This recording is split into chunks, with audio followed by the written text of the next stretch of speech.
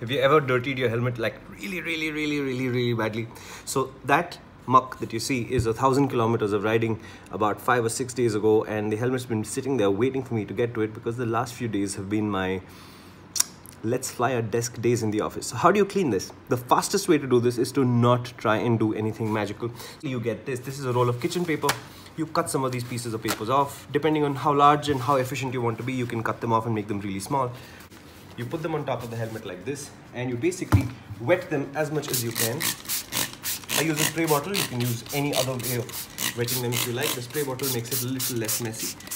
And you want to stick the paper as firmly as you can once it's wet to all the parts of the helmet that you think are wet.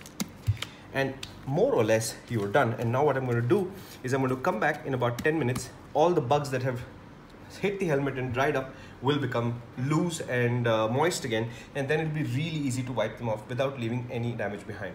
That's all. Okay, so now it's been about 10 minutes, and what we're going to do is we're going to basically take the paper off slowly, and we're going to essentially take all the mucky bits off with the paper that possible. So for example, here I've missed a little bug. Let me see if I can't quickly, yes, I have got it.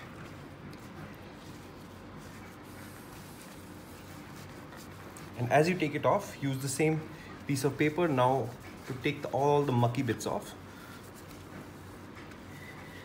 And there we go. Most of the dead bugs are off. There is no residue left behind. The helmet looks cleaner. And now if I just take it and wipe it down with a wet cloth and mild soap solution like I normally would, you'd get a completely nice shiny helmet.